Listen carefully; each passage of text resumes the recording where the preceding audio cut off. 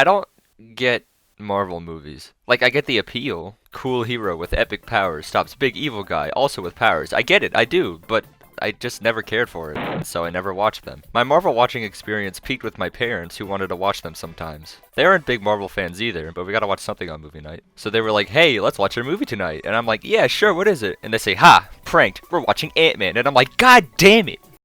You know, that movie watching relationship. You could see my point though. The only Marvel movies I've seen up to that point were Age of Ultron, Ant-Man, and Doctor Strange. But clearly I was in the minority, as I kept hearing people praise some of these films, in person and on the internet. Also, I kept seeing those giant stickers people have on their walls of like Iron Man or something. Like, okay, what's the deal with those? Why waste perfectly good wall space for a guy based on iron? Like, come on. But one day, about 3.5 years ago, my friend suggested I watch Infinity War. Now, I've heard about this movie for a bit. You know, Thanos was doing his rounds, but Marvel movie, Marvel schmovie. Surely it won't be anything above decent. Yet I watched it, and I absolutely loved it. I had no clue what the fuck was going on, but I was enjoying every second. I got so wrapped up in the characters and the story, even though I knew next to nothing. It also helped that the film had amazing pacing, writing, acting, visuals. Still not enough to get me to make a game theory on why the Hulk is going to be the next supervillain in Avengers Keeper of the Cumsock or something. But it was enough for me to talk about alternate endings, which is a video I made a while ago if you want to go watch that. So, I role reversed my parents, showed them the movie, and maybe they liked it, I don't know. I did this because Avengers Endgame, its follow-up, was only going to be in theaters for one more day. So, the next day, we went to watch it in theaters. And I was disappointed. I was upset the movie didn't live up to the first, but it also just wasn't that good. As someone who didn't watch any of the previous films except the last one, it was hard to get invested or care. And my dad, who was in the same boat, called it no endgame because it seemed like the movie was never gonna end. He's never gonna watch this video, so I can say that's a stupid joke. But it was kinda true. The villain dies like 4/5 of the way through the film, and the rest is just people talking. Who cares? It wasn't too long after that before I learned that these films were the finale of a huge cinematic universe spanning 20 or so films, starting with Iron Man in 2008, and eventually would become the spanning list of films we know today. Over the years I'd watch a couple more, but wait, no I didn't. I don't think I've ever willingly watched another Marvel movie, never mind. But about a month ago, I had a feeling. What if Endgame was underwhelming and disappointing because I didn't watch the other films? What if the no Endgame was annoying to me, but other people never wanted it to end? So, I decided to watch all 23 MCU films in chronological order. Not only because I have nothing better to do, but to see if Endgame gets a little better with full context. Few things before we start. Number 1, don't expect these to be serious reviews of these films. I don't review movies, and I will probably miss a lot of things. I'm doing this mostly for fun. Number 2, I've never read any of the comics, and I don't plan to. So if a comic version of a movie does something better, I don't care. Number 3, I'm watching most of these movies on Disney+. Yes, that does mean I have a Disney+ subscription, and yes, my seat in hell is cup holders. I'm also basing the order of these films by a few websites I use with a quick Google search, so if they're wrong, blame them, not me. Number 4, spoiler rules. I am not allowed to spoil any movie I haven't talked about yet, but when I mention a movie, anything goes. So if I'm talking about Captain Marvel, I can't spoil anything about Iron Man or any movie that comes after that. But the second Iron Man shows up to be talked about, it's fair game. Story, villain, everything. Number 5, I'm stopping at Endgame. Anything that takes place canonically after Endgame, I don't review it. But if it releases after Endgame but takes place canonically before, then fine. Mainly because A, I want this to have a thematic ending and it should end with the big finale movie. And B, I want a reasonable workload. But I've already filled 2 pages with just the opening, so that's not happening. Finally, number 6. This is my opinion. And it's the right one. You cannot disagree with me. I am an all-encompassing god, and any hubris against me will suffer the consequence. I think that's everything. So,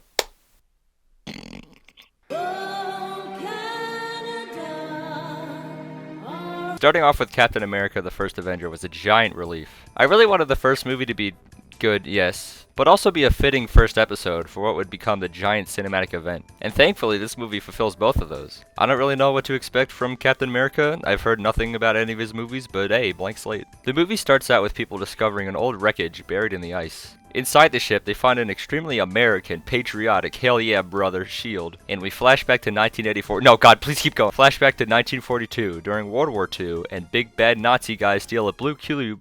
World War II, and big bad Nazi guys steal a blue cube. And a big bad Nazi guy steals a blue cube. Flashback to 1942, during World War II, and big bad Nazi guys steal a blue cube called the Tesseract.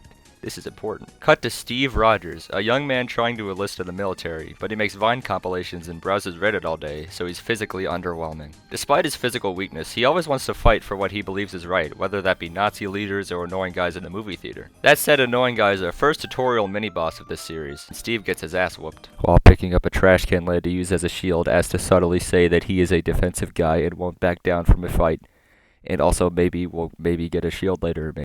Thankfully, he's saved by his friend Bucky. He's important later. Bucky's going overseas to fight Nazis, but Steve can't because of the previously mentioned Vine syndrome. Don't do anything stupid until I get back. How can I? Taking all the stupid with you. But a random scientist guy likes his attitude and accepts him to the army. But he's still physically weak, so he has to use his brains and bravery to pass obstacles, which gets him some respect. So he's chosen to take part in a science experiment. After a cool science scene, he becomes Captain America, tasked with taking out Hydra, the scientific research division of the Nazis, and his leader, Johann Schmidt. Again, I love that this was the first film in the timeline instead of something like, I don't know, Doctor Strange. It's great to start with one of the main characters, and with a story that's pretty simple and grounded, compared to some we'll see later. It's obvious this is what they wanted you to see first, and I'm glad to see something hasn't uprooted it. It's not space battles or anything, it's just a story about a little guy who wants to help people any way he can, and when he gets that chance it doesn't go to his head. I am shocked, by the way. I never gave a piss about Captain America. He was a guy with a shield. No way. This is epic. But after this first movie, I really like him. He earns his powers, which is an important thing for me. If you don't earn your power, I don't care. He jumped on that grenade. He knocked over that pole thingy. Earned! I like how he isn't automatically good at everything, like when he's got to give performances to raise morale of the citizens or get people in the army or something. At first he's nervous and uncomfortable, but eventually he gets better at it and starts accepting the role of Captain America. But he gets tired of this. He never wanted to be a prop in plays, he wanted to help people by killing the funny World War II people. So he sneaks off to rescue a bunch of soldiers from a heavily guarded Hydra base, of course blending into his surroundings perfectly, and returns around 200 men to safety along with his best friend Bucky. See, I told you he'd be important later. With the first major action scene out of the way, I realized something I never appreciated before. The action scenes are incredibly impressive. I know all movies have people practice complex movements to some extent, but I never really thought about how much work goes into planning it out and executing the movement. Thanks, movie. Speaking of Bucky, he looks to have been tested on the same way Steve was, like they were trying to make their own super soldier. But they failed and then Bucky dies later.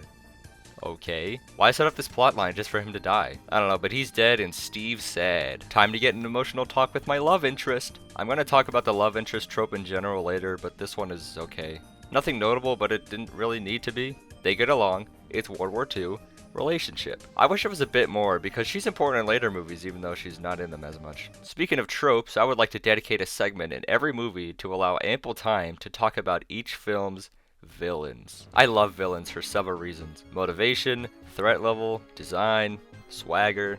I could be pretentious and say I like them because of the symbology and what they represent to the hero, but really I just think they're cool.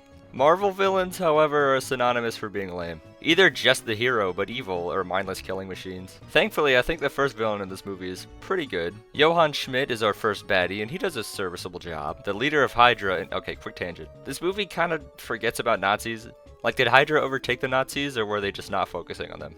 I don't know. He uses the blue square to make a bunch of epic weapons that every Hydra member uses, but his main goal is to use the Tesseract to become his own super soldier, which translates into I don't have skin anymore, I am Skullman. So it's the Red Skull, Captain America's arch nemesis. He's still a generic evil machine with no morals, but like he serves his purpose. He's cool, threatening, and a good introduction to what most villains will be like in the MCU. He dies by touching the Fortnite cube and gets hit by a rainbow into space. I'm glad he's dead and won't be coming back. But the ship they were on is still barreling towards New York full of bombs, so Steve must sacrifice himself by crashing the plane full of nukes into the ice. But going back to the opening of the film, it turns out that the ice preserved him, and now he's in the present day. You know, 2011. I think this movie is overall good, but there isn't that much to talk about. It is the first, it's the simplest, and that works for the film. But it makes it hard to find anything stand out about it. Good movie, good intro, I like Captain America now, but it doesn't do anything amazing. Marvel sounds a lot better, you know, like the Marvelettes. Wait, oh yes, wait a minute, Mr. Postman. Wait. Captain Marvel is the next MCU movie in the timeline, but it was made in 2019. No big deal, right? This is something I can't complain about yet, but I will when appropriate, don't you worry. So Captain Marvel is a movie I've heard about before watching all these movies. Not a lot, just enough to know it probably wasn't a movie I would care about or enjoy. So I wasn't too excited to start this one, but come on. If I based all my opinions on what others have to say, I'd go to jail. Let's give it a chance. My favorite part about Captain Marvel is when the credits start rolling. This movie, it's not good. But it's not bad either? I'm not saying that in the sense of, oh, it was so close to being good, just a few things dragged it down. No, it's just middle of the road and generic. One of the most just okay films I've ever seen. It starts with our main character, and she's not Captain Marvel yet because this is an origin story, kind of. Actually, I don't remember her name. It's like, oh, Dimitri. Dimitri. Why was that the first name to come to mind? Dimitri. So yeah, Dimitri wakes up her training partner slash master, who is not the twist villain. Everyone, look at me. Look back at him. Not the twist villain, I promise. So Guy says, okay, fine, I'll look up his name. Jan Rog. Cool. Put him up there with Scar in the villain's tier list. My boy Ron Yog needs Dimitri to see the intelligence, which is a computer slash higher being that shapes into a form your mind can fathom based on something from your memories, and it gives you advice or something. They're also not the villain, I promise. The thing it becomes for Dimitri is a lady she's never known before. So we have a mystery on our hands. There's also a war going on between the Kree, what Ron Egg and Dimitri are, and the Skrull, lizard-type people who can change their face to match anyone. And no, I'm not gonna say it. Stuff happens and she gets separated from her crew and lands on Earth, because of course she does. And it's the year 1995. Oh, thank God we skipped that era. And we meet Nicholas Fury. This is a character that gets more important later. Even before I started watching these films, I knew who Fury was and what he was like, and honestly, Nick is kinda butchered here. To be fair, trusting Ultimate Spider-Man over an official Marvel movie to give a more accurate representation of a character seems unfair, but it's Captain Marvel, so I win. I'll try not to spoil too much, but he's a pretty serious character in his later films. He's very selective in what he says to people, he's very careful with who he trusts. You can tell that his past is very detailed based on what he says to others. And he became one of my favorite characters in the first couple of films. But for some reason, he's the comic relief in this film. No, Nick Fury in later films wasn't all serious. He did crack a few zingers and zips, but they were more like one-liners. Now he's just a complete joke character, constantly saying funny lines and often being made to look pathetic for a punchline. I understand that this was 20 years before we see him in the next film, and it would make sense that he's less cynical and serious, but we don't get a reason for why he becomes cynical and serious. This was their chance to tell us why Fury is the way he is, but instead he's just pure comic relief. I don't know, maybe we'll get a Nick Fury Disney Plus show, that'll be fun. But, and I realize what I'm about to say will give me 1,000 virgin points, the way they explain how he got his eye patch genuinely pissed me off. A funny cat that comes along with him throughout the film for some reason scratches his eye while Nick is playing with it. No! I can't go into why this is more annoying than wanting a cool reason for an eye patch until later, but I will. None of the other characters were that good either, not even Dimitri. Basically she was from Earth, but Ron Yog, yes, it was villain, killed her mentor to get the powerful engine. But Dimitri shoots the engine for a reason, and the power goes into her for a reason, and then she gets powerful for a reason, but it has her memories wiped for her reason. Since then, the Kree took her in to use her while subduing her powers with a thing that subdues her wow, good writing, me. But later in the film, when she takes it off, she becomes even more overpowered. Regarding her character, I don't even need to say anything. The movie explains it for me. You were smart and funny and a huge pain in the ass. Yeah, so the movie thought that saying character traits and things about them makes us believe it and like the character, even though that's not how that works. Do you think I like Captain America because the science guy said he was the perfect fit and a great person or whatever? No, I liked him because of his actions and how he's a natural leader. They wrote him to be a likable character with room to grow. Here, they just write another character saying the things the audience should pick up on their own. You're funny, you're supportive, you've had to work for everything, you're a pain in the ass. Well, they got one right at least. But if we ignore what her friend says and look at the character ourselves, we get a boring, unfunny, nothing character who doesn't change throughout the movie, despite the plot revolving around Dimitri discovering her lost past and having her life be changed in the span of like 2 days. Honestly, she's kind of a jerk sometimes. At one point, she just steals this dude's motorcycle. Like, I know he was being a sexist dickhead, but it's still robbery. Also, her powers are lame. She gets hit by an engine gives powers, cool. Now I can shoot energy lasers and fly without any practice. I can just fly now, who needs learning and growing? This whole movie is just setting up rants I gotta have later. So Dimitri boring, okay cool. As I said, this movie introduces twist villains. If done right, twist villains can be a great addition to a piece of media, but can also be messed up pretty easily. Taking a character we already knew and making them an antagonist of some kind, betraying not only the people in the universe, but the audience along with them. But they must be set up well. There needs to be hints so the audience isn't blindsided. It needs to fit with the character, and most of all, it shouldn't change the character completely once they change sides. Hey, Ron Yog, take fucking notes! Ron Yog is Dimitri's mentor at the beginning and talks like any mentor would, but when it's announced that he's a twist villain, he's a generic evil guy with next to no motives. Cool. This movie does that thing that I absolutely hate when twist villains are afoot. Not only do the bad guys talk and act like good guys until they come out as bad guys, Ron Yog, the intelligence person, but the bad guys go full on, we're friends now, the second Dimitri learns the truth. The Skrull leader, or at least the main Skrull we've seen throughout the film, is introduced talking to his dead friend, disguised as someone else, saying, I will finish what we started. He looks evil and malicious, ready to avenge his fallen ally. Later in the film, he faces off against the heroes, spouting generic villain lines and being a semi-threat. But then later on, he just waltzes up and introduces himself to the crew like, hey guys, it's me, I'm also the joke character now. He goes full 180, it's so weird. It feels like two different people wrote the Skrulls, because in the first half they were evil and bad, out to take over planets and stuff. But later on it's revealed that they are just refugees trying to survive the Kree with their families, barely getting by with the few people and resources they have left. This also makes it pretty awkward when you rewind and see Dimitri kill a bunch of them at the beginning. Never brought up again, by the way. It feels like in the first half they wanted people to see Skrulls bad, Kree good, but when they wanted the Kree to be bad, they had to redeem the Skrulls somehow, even if it made no sense based on the earlier parts of the film. There's a cat they just kind of find halfway through the movie. Nick likes it because he is funny character and they take it with them. Everyone else says it's a flurkin or whatever. I'm not looking it up. But Nick's like, no, it's a cat, you fool. Then in the climax, the cat spits out a bunch of tentacles and hits people. They build it up throughout the whole film just for it to spit out tentacles. There's this one scene where we see Dimitri try and keep the Tesseract from Ron Yogi, and the movie is acting like we think it's in the lunchbox. Like, oh no, Dimitri better get the box before Ron Weasley does. Oh no, it's so close. But we already saw Dimitri hand the Tesseract to someone else, so why do they act like we think it's in there? Near the end, when Ron Swanson is cornered, he challenges Dimitri to an honorable fistfight. This calls back to the beginning of the film, where we see Ron training Dimitri to not always rely on her powers through sparring. Now we're at the end, and all the secrets have been revealed. It's time for Dimitri to prove to him that she doesn't need her okay, yeah, just blast him. What the hell? I get you feel like you don't have to prove anything to him, but all you're doing is proving him right. You rely on your powers. You could even fight Bon Jovi one-on-one with your fists. And furthermore, you have to drag him across the desert as if he's nothing. So yeah, this movie poo. It's not terrible. It's just so boring and uninteresting. None of the characters are that likable. The story's lame. And she only punches one grandma in this film. I'm really hoping this isn't a common theme. Otherwise, this is going to be a lot harder to get through than I thought.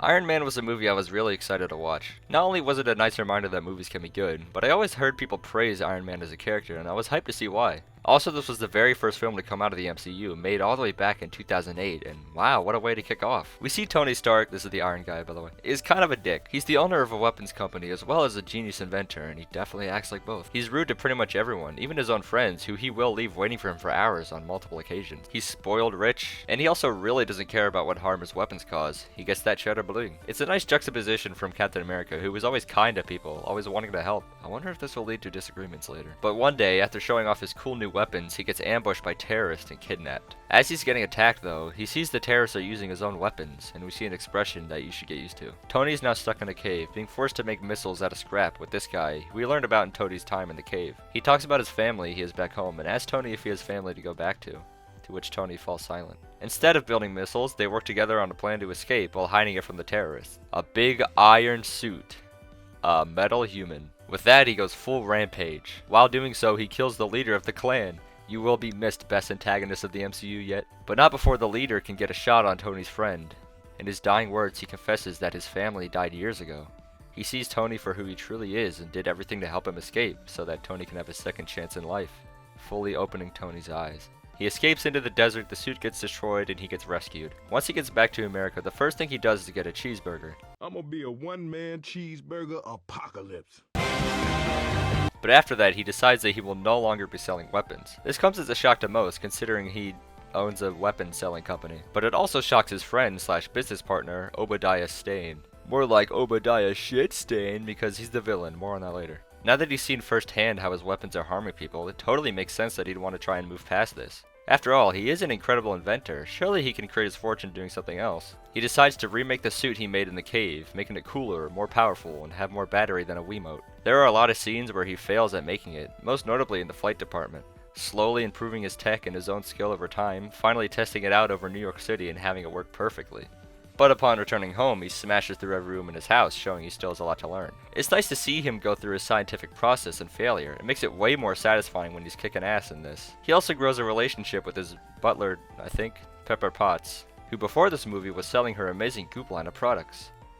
Meh. It's gonna take a bit of effort to get me invested in a love plot, especially in a Marvel movie, and it does an okay job. I don't feel a lot of connection from the two of them, but we still got 20 movies to go, so we'll see. I guess we can talk about Obadiah Stane. When watching the film, I slowly understood this villain's arc over time and got excited to see it pan out. Once Stark gets back from being kidnapped, Obadiah is happy to see his friend again, but conflicted with his decision to stop selling weapons. Throughout the film, we see him trying to convince Stark that this will kill the business, but being constantly put aside and treated like nobody. I'm trying to turn this thing around, but you gotta give me something. It'll give me a No, bone to absolutely throw not. the This boys in one New stays York. with me. That's it, Obi. Forget it. We know that Obadiah had a great relationship with Tony's dad and is reasonably getting frustrated at the newbie ignoring him. I saw the ending coming. Eventually, he would break and have a moment of, fine, I'll do it myself, thus forcing him to take drastic measures, taking the business into his own hands while getting rid of Stark. At least that's what I thought the movie was doing.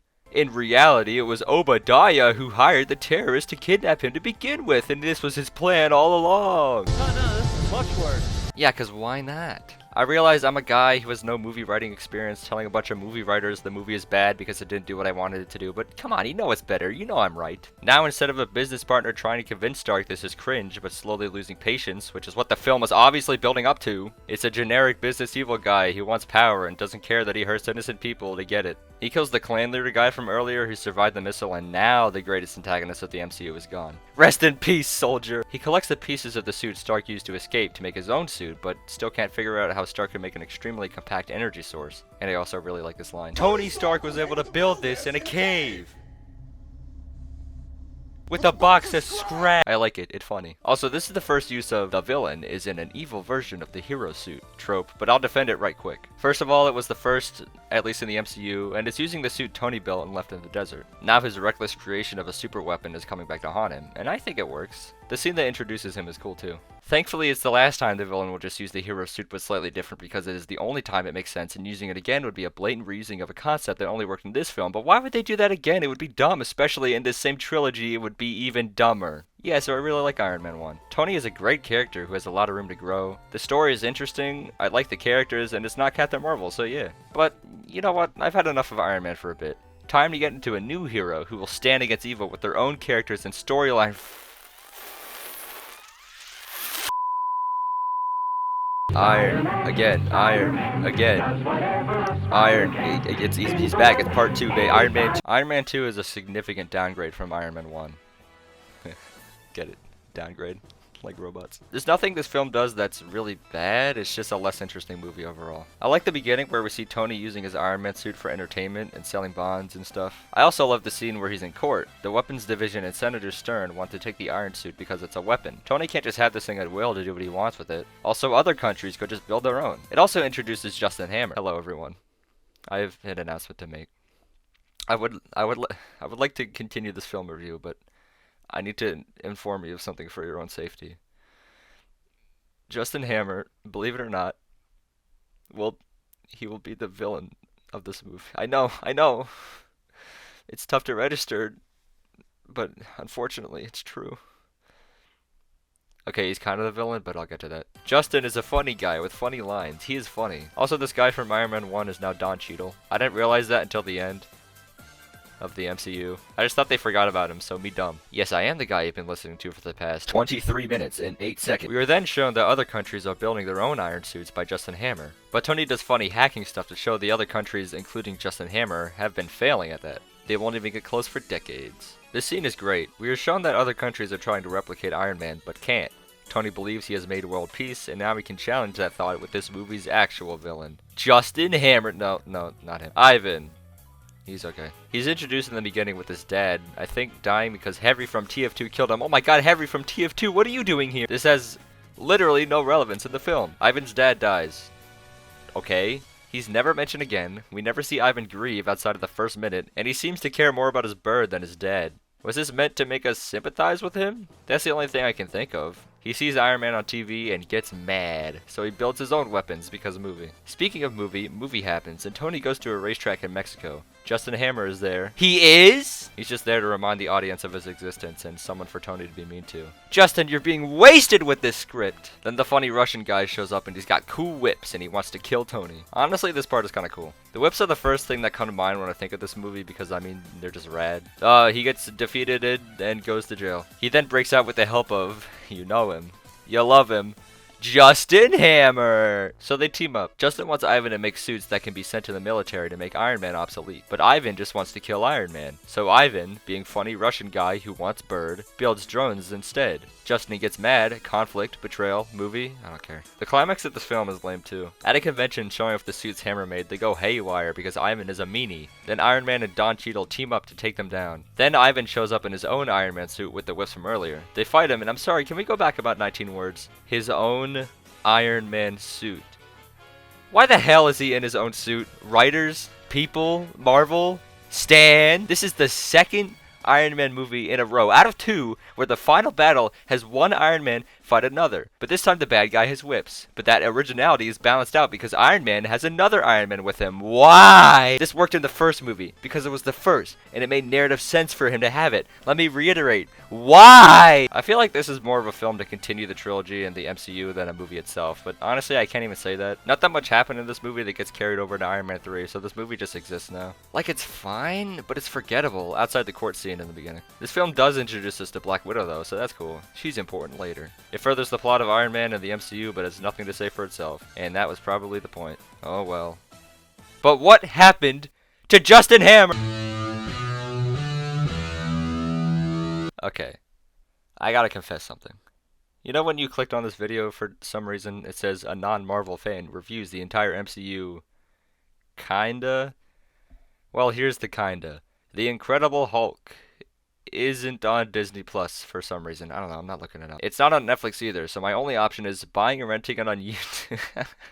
No, I don't think I will. Well, I could, you know, I could always pirate it. I mean, I just get the movie online for free. I mean, really, what's the harm? No, don't do that! Oh my god, guys, look, it's the Hulk. What are you doing here? I'm here to tell you that pirating is bad and the root of all evil! Even more so than genocide?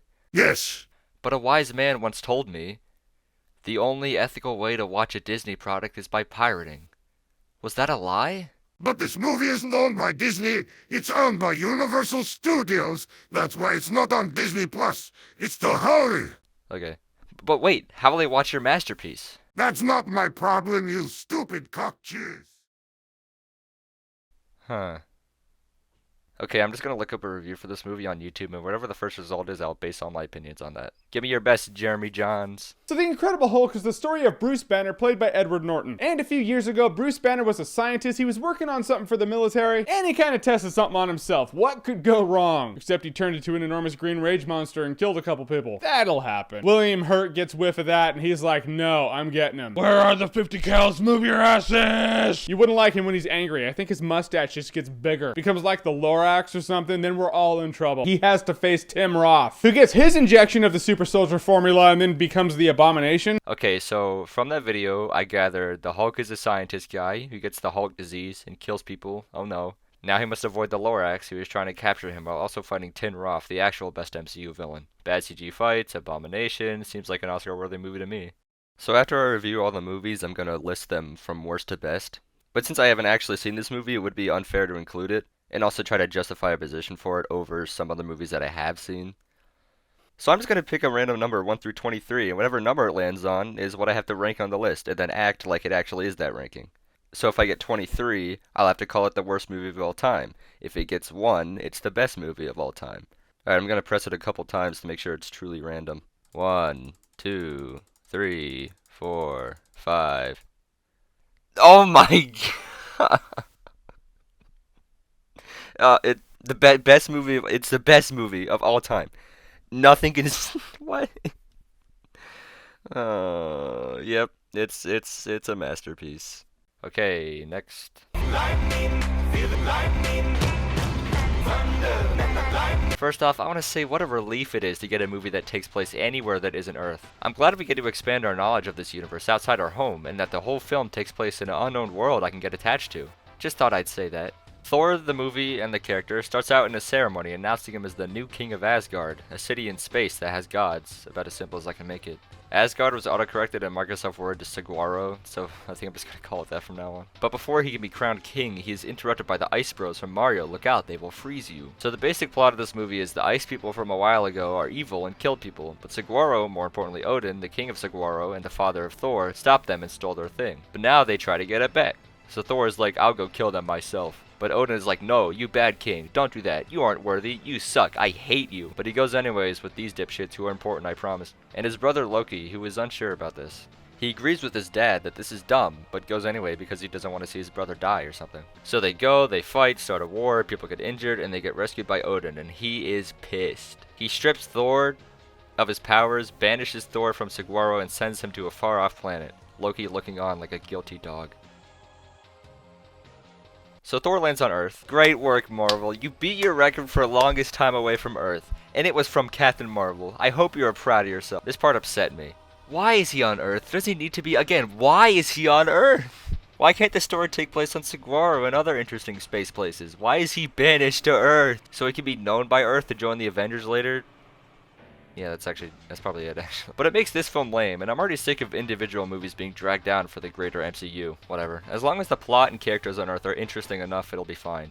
Hey guys, do you think the plot and characters on Earth are interesting? Everything that happens on Earth is boring and dumb. The only thing I like is how other people gather around and try to pick up Mjolnir and make an event out of it. That was it. This film does introduce us to Hawkeye though, so that's nice. He'll be important later. Thor meets the most forgettable Marvel characters in the MCU that are actually quote-unquote main characters, and villains don't count. Science Lady 1, Science Lady 2, and Old Science Guy. They help Thor get his hammer back, but I don't care. Oh, and by the way, this is Thor's love interest throughout the film. It's time. So, Thor falls in love with this Earth person who I don't remember from Ragnarok, Infinity War, or any other media I've seen before, so it's already setting off red flags. Yeah, they have no chemistry. I don't care. I feel like these movies are like, what? Is that a single woman who is not the main character in my movie? You will love the main character now. I mean, really, Iron Man, Captain America, now Thor. Why should I care when this relationship is dumb in and out of universe? Why is it dumb in universe? Because it all focuses on a similar line they have together. Every time movies want you to believe these characters love each other without good writing, they will give them a simple line or motif that they could do to pretend to show understanding, when in reality, I could walk up to anyone, say defenestration, they could say it back, and then I do it again with that same person later. Thor's and this person's thing is the word deal. But they don't even use it right. First, they're in a diner and Thor breaks his glass, demanding another, which was like the only funny he's not from Earth joke. Then she says, no more smashing, that's bad. And then says, deal? How is that a deal? What do you gain? What does he gain? That's not a deal, you wet fart. Then later when he can go back to Saguaro, he says he will return. And she says, deal? And Thor says, deal. That's not a deal. What are you on about? Have you ever been to that one casino level in Kirby Triple Deluxe? That's a deal. So Earth characters boring, Earth boring. What's happening on Saguaro? I think it's time we introduce our new villain. And it's Loki. Thor's brother and part-time weatherman. To Loki, who is of course Thor's brother, to talk about the bad weather coming in here. So Loki, what have we got there? Well, you know, my brother from another brother's been misbehaving. The God of Thunder has brought his skill set to bear on the local weather, so let's say. So there is this huge storm front coming in, and all that means is that Chris Hemsworth has taken his hammer and he's smashed it on the surface of the sky, and it's going to rain a hell of a lot. So good luck with that. Very good. That was awesome, Tom. Way to go. Right. Loki with the weather there, Tom. That was terrific. Yes. Thank you very much, guys. I knew he'd be the villain going in because I watched other Marvel media like Loki and Infinity War. But this is easily the best villain so far. Growing up with Thor, he can see that he is incompetent and doesn't deserve the throne. Why plunge Saguaro under this idiot's rule when I could do so much better? So he planned the whole thing from the start. He sent the Ice Bros to steal the thing, knowing Thor was short-tempered enough to go to their planet and wage war, thus getting him banished. I know this is similar to the Iron Man 1 guy where he planned the kidnapping all along, but there the villain could have worked without the kidnapping part, and here it's revealed earlier on instead of in the last third. So Thor's gone now. Cool. His plan is kinda hard to understand for most of the movie, but I feel like it was intentional. He's a liar. He tricks everybody, tricking the ice people saying they can kill Odin, but in reality, he wants to save Odin from the problem he created so Odin will see him as worthy. He lies to Thor, saying not even your own mother wants you back, so he won't even try to return. He wants Odin to see him as superior, so he had to raise himself up while also putting Thor down. And then he dies or something, I don't know. This was the best villain so far. He actually has a personality, which will be hard to come by later on. We learn about him as the film goes on. He's conniving, mischievous, get it, god of mischief, and two-faced. But he's dead now and out of the MCU. We will never see him again. But yeah, Thor is okay. All the Earth segments are really boring and disconnected from the actually interesting story which is happening on Saguaro. The action is lame, especially against this robot guy. Thor is okay in this film, Loki's cool, but I'll talk more about him later. I mean, he's dead. What am I talking about? He died. Yeah, this movie's okay. I hope the Earth characters don't come back though. You have a nice asshole. Let me touch your asshole. Avengers is easily the best film yet. Like, it's not even close. Okay, it's kind of close, but after that it's... Okay, it's kind of close again, but after that, it's not close. What was I saying? Avengers is the big collaboration between most of the characters we've seen so far, all teaming up to take down a bigger threat. A concept we're all used to by now, but back then, this was a real treat. I know this is a really cliche thing to say, and it was intended by the people who made the film, but it's really nice to see all the people I've seen separate come together, but hey, that's a reward for good writing and build-up. The film starts with Nick Fury, other person, and old guy from Thor in a lab. Why is he back? I hate that he's back. Why? The Tesseract is acting up, and it opens a big portal revealing, Loki! Oh my god, he's alive! He mind controls the Earth scientist guy, while also hypnotizing Hawkeye and escaping with the Tesseract. Now Nick is not only down an agent, a useless guy, and a lab, but he also lost an infinite energy source of unknown power from space to a god. So he might need a bit of help. Throughout these films, he's been trying to find enhanced individuals. For example, in Iron Man 1 and 2, he tries to get Tony Stark to join, but then at the end of Iron Man 2, he doesn't want him, but then he wants him again in an event, like, I don't know. He knows about Thor from Thor, he gets Captain America up, Hulk is also there. Black Widow was a character I didn't really care about before this. She was in Infinity War and Endgame, but I didn't know she was a main Avenger until recently. She was in Iron Man 2, I think. She doesn't have powers or her own movie yet, but she's okay. I think her character is she doesn't really know where she belongs because she's been an agent and alone for so long, and that's cool, but I had a tough time caring about her as much as the others. Maybe I should wait for her own movie or something. Also, new Avenger number 2, Hawkeye. We don't get too much of him since he's hypnotized most of the movie, but he's cool. He has a bow and arrow, and he shoots it. They have an interesting backstory together. We don't have a lot of details, but Black Widow or Natasha Romanoff was sent to kill Hawkeye, or Clint Barton. But instead of fighting back, he helps her escape the life she's in, leading her to the life she's at now, working for S.H.I.E.L.D. That's great. Two characters I barely knew about before this movie, and they already have a backstory and reason to care for each other. Every other character is represented well, and seeing them interact is incredibly entertaining. The scene where everyone is arguing in a circle is great, but not only is it fun, it fits with their characters. Steve being pissed about Tony trying to get Banner to turn into the Hulk makes sense. Starting the argument with why are you doing this is dumb. But it slowly turns to threats and personal attacks. Seeing Steve push to his limit is something we've never seen before. He's gotten mad, but he's always been the happy-go-lucky guy. But Tony seems to get under his skin in a unique way, and vice versa. I'm sure that won't turn into anything. It doesn't force a friendship between these two, which is the route I expected the movie to go down. All the heroes get along to fight crime. No, they wouldn't get along in real life, and they acknowledge that. They have a handshake at the end, but that's it.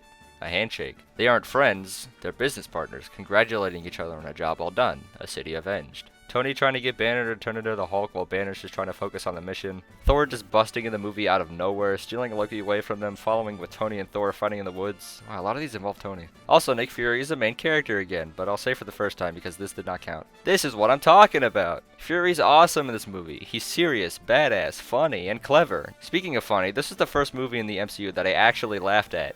Out loud. That's crazy.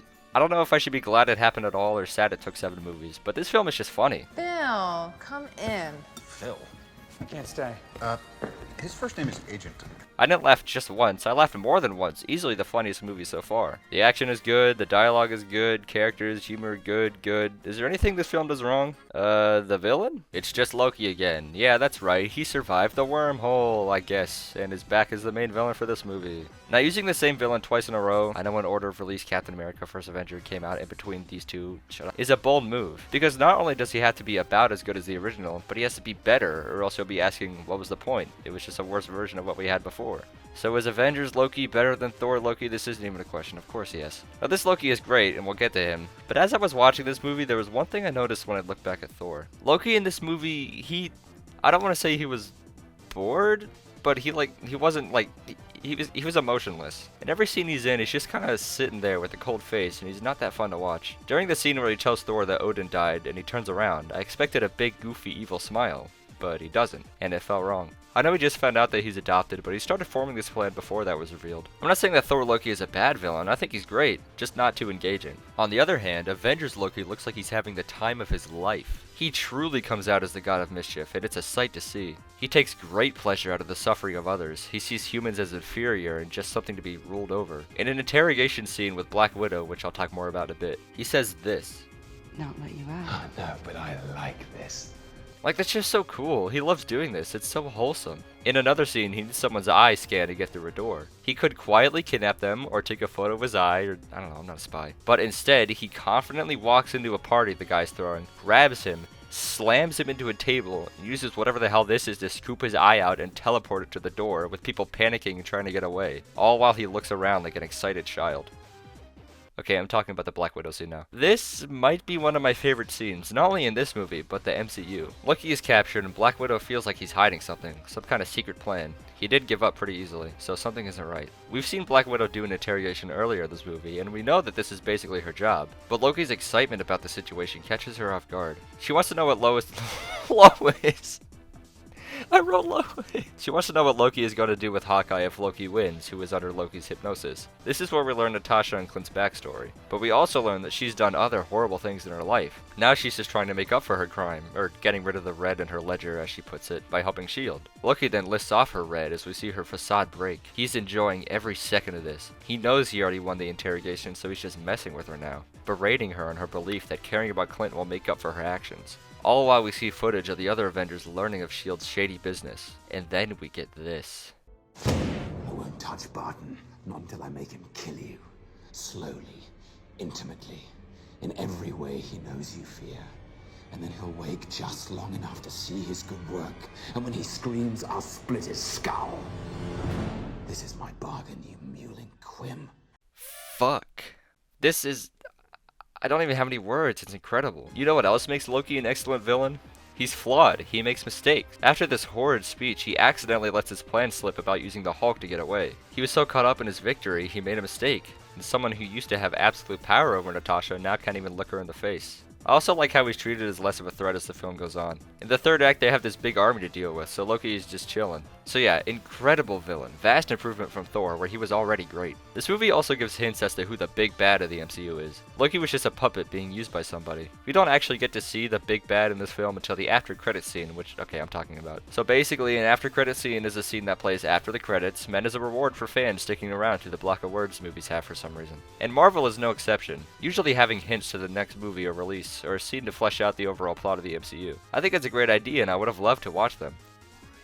If only it made sense watching them in chronological order. These after credits scenes reveal stuff for the next movie released, so watching them in order of the timeline makes no sense. For example, with Captain Marvel in Infinity War. In Infinity War's after credits scene, spoilery stuff happens and Fury calls someone on an old device and we see Captain Marvel's logo. In the context of seeing this on release, oh my god, Captain Marvel is getting a movie, Litmus, this is awesome. In context of chronological order, cool callback, but why is Captain Marvel coming back? I hate Captain Marvel. Okay, I guess that one kinda works. But, like, okay, the end of the first Avenger, the first movie in the timeline. After credits scene shows a hint for Avengers, a movie that's 5 movies from now. So I couldn't watch them at first. I just watched a compilation of them on YouTube when I was done. That's not the movie's fault for releasing in a certain order, it's just kind of upsetting.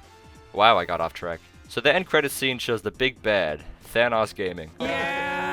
He's a big purple guy with a nutsack chin while also looking like the Amazing Bulk. We see him for about 8 seconds in this film. This is something I will discuss later. So yeah, this film is incredible. Like I said, the characters are written incredibly realistically while also being entertaining. The action is packed with itself, and it's a great introduction to a subset of films that should be held to the highest standard.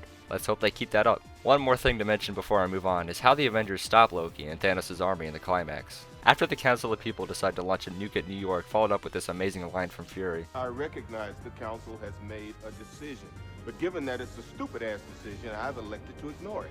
Tony is forced to take the nuke through the wormhole and launch it straight back at the attackers, in which he is exposed to what they're truly up against. His face only reads amazement and horror, before soon passing out and landing back on Earth. The rest of the movie doesn't address this, but it leads perfectly into something I'll talk about in part 2. Yeah, I didn't initially plan for this to be a multi-parter, but something came up that'll make future episodes harder to edit, so I thought I would release this part now.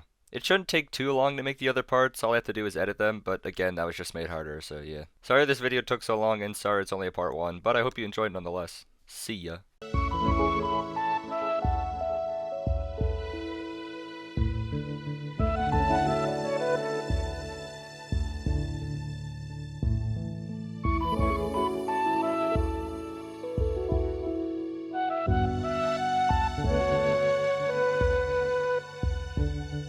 Bye.